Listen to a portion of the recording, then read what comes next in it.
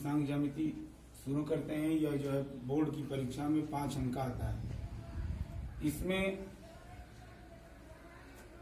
पहला पॉइंट यह है कि इसको जो है निर्देशांक को डिस्ट्रीब्यूट, ये प्लस एक्स है, माइनस एक्स है, ये प्लस वाई है और ये माइनस वाई है।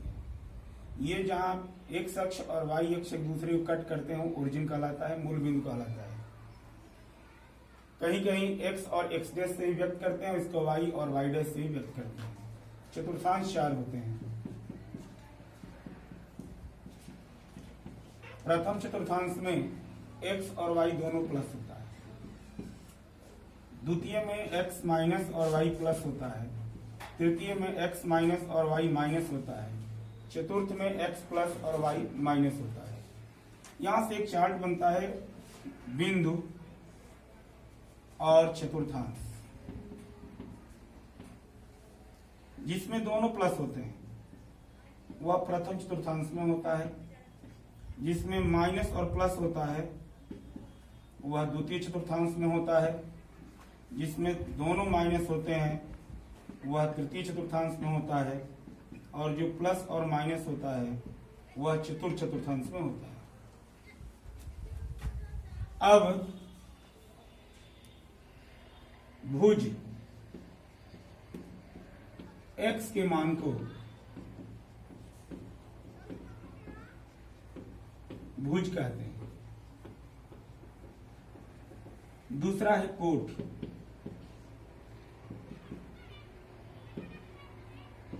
y के मान को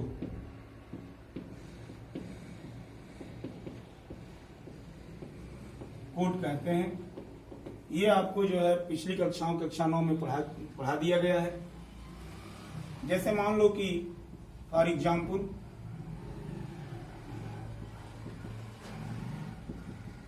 कोई बिंदु है 3, 4, इसमें भुज क्या होगा? तो भुज यहाँ जो है यह x की वैल्यू है और ये y की वैल्यू है। तो यहाँ भुज का मान 3 होगा और कोट का मान 4 होगा। भुज 3 और कोट 4 होगा। अब जहां x अक्ष और y अक्ष एक दूसरे को कट करते हैं, काटते हैं, वह ओरिजिन कहलाता है, मूल बिंदु कहलाता है। और मूल बिंदु का निर्देशांक होता है, निर्देशांक होता है 0, 0। जैसे आपको कुछ जो है फॉर एग्जाम्पल के तौर पर कुछ आपको बिंदु दिया गया है और उसके चतुर्थांश के विषय में आपको बताना है। जैसे मान लीजिए कि बिंदु दिया गया है, बिंदु और चतुर्थांश। बिंदु आपको दिया गया है जैसे 3, 4, तो देखते हैं कि यहाँ जो है 3 जो है x की वैल्यू है और 4 y की वैल्यू है और दोनों जो है पॉजिटिव है। तो दोनों x और y दोनों धनात्मक हैं, तो यह जो है x और y दोनों धनात्मक है, तो ये प्रथम में पड़ेगा। -3, 4 यहाँ x माइनस है और y प्लस है। x माइनस और y प्लस द्वितीय में होता है, तो यह बिंदु द्वितीय में होगा। और उसी तरह जो है 4 - 5 x प्लस, यहाँ वैल्यू से मतलब नहीं, केवल चिन्ह परिपाटी से मतलब है कि किसी बिंदु में जो पहला पॉइंट होता है वह x का काम करता है और जो दूसरा पॉइंट होता है वह y का काम करता है। इसमें केवल इसके साइन से मतलब है कि इसमें x पॉजिटिव है और y निगेटिव है। तो प्लस और माइनस किसमें पड़ते हैं? ये पड़ेगा चतुर्थ में।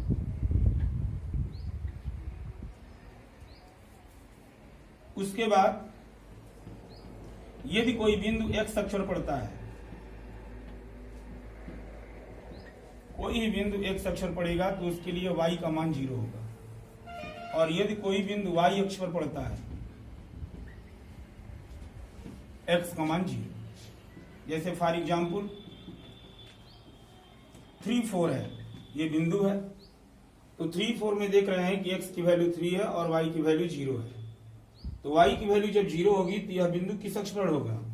3, 4 किस अक्ष पर होगा? x अक्ष पर होगा।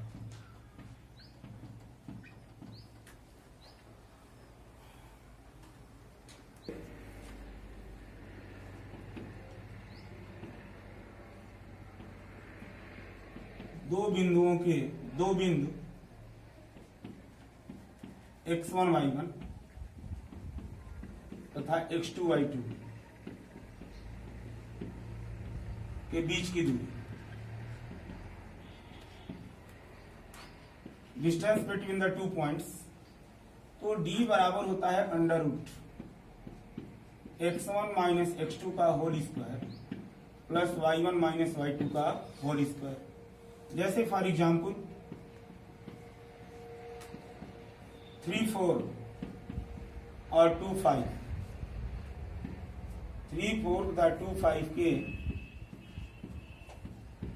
बीच की दूरी ज्ञात करो।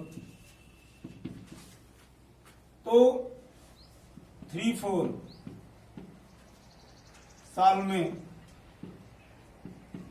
3, 4 और 2, 5 दो पॉइंट है, इसका नंबरिंग कर लेंगे। इसको जो है x1 ये y1 होगा, पहला पॉइंट x1 y1 होगा, दूसरा पॉइंट x2 y2 होगा। अब इसके बीच की दूरी के लिए फार्मूला क्रिएट करेंगे, x1 माइनस x2 का whole square plus y1 minus y2 का होल स्क्वायर। तो d equal to under root 1 bracket में x1 की वैल्यू क्या है 3 माइनस x2 की वैल्यू क्या है 2, y1 की वैल्यू क्या है 4 माइनस y2 की वैल्यू है 5। तो d इक्वल टू ये हो जाएगा 3 माइनस 2 1 का स्क्वायर 4 माइनस 5 माइनस 1 का स्क्वायर। तो d इक्वल टू ये हो जाएगा 1 और माइनस 1 का स्क्वायर 1 यानी अंडर रूट 2। इस तरह आपको जो है आपके प्रश्नावली में एनसीईआरटी के प्रश्नावली में जो पहले क्वेश्चन है उसमें दो बिंदु दिए गए हैं और उसके बीच की दूरी वो पूछ रहा है।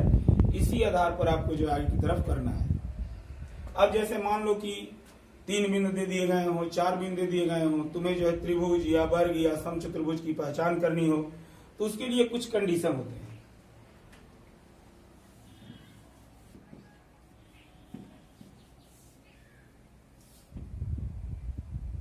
पहला 3 बिंदु ए बी सी के समरेख होने का प्रतिबंध, किन्हीं दो भुजाओं का योग तीसरी भुजा के बराबर हो, या ए बी धन B C equal to A C, या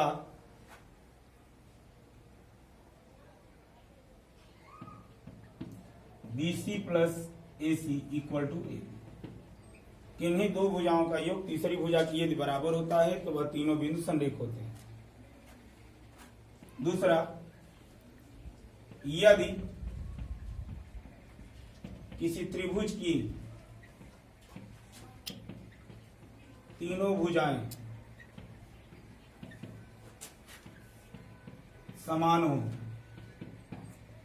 तो वह समबाहु त्रिभुज होता है।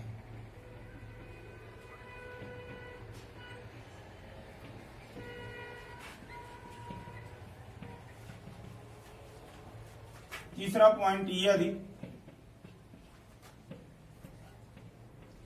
किसी त्रिभुज की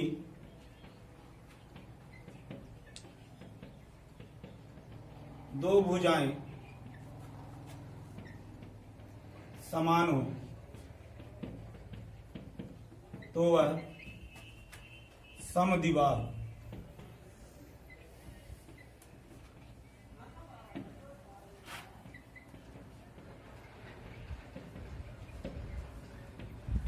त्रिभुज होता है। यदि किसी त्रिभुज के बड़ी भुजा का वर्ग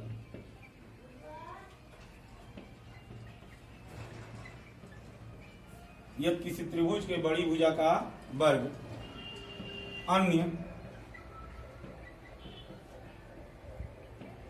दो भुजाओं के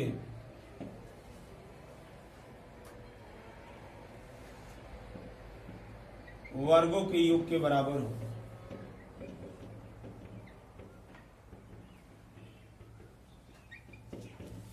तो वह समकोण त्रिभुज होता है।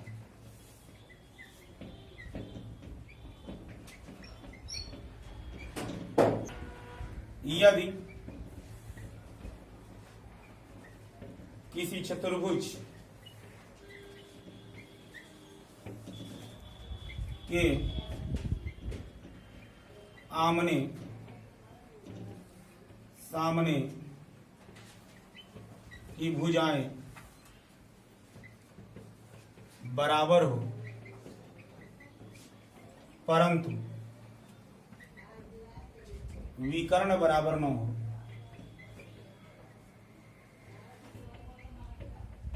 तो वह समांतर चतुर्भुज होता है। यदि किसी चतुर्भुज की चारों भुजाएं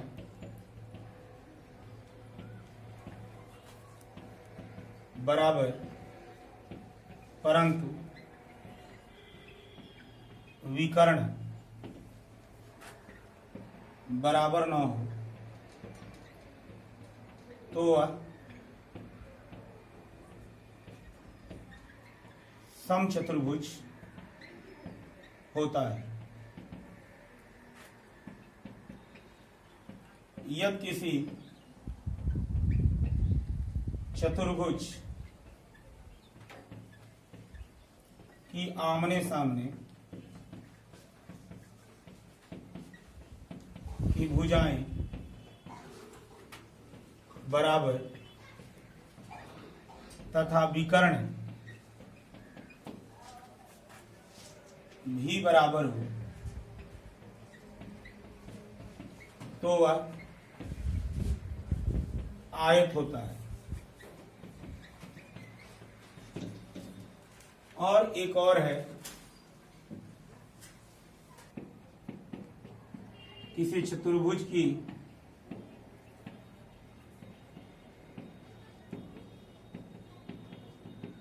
चारों भुजाएं बराबर तथा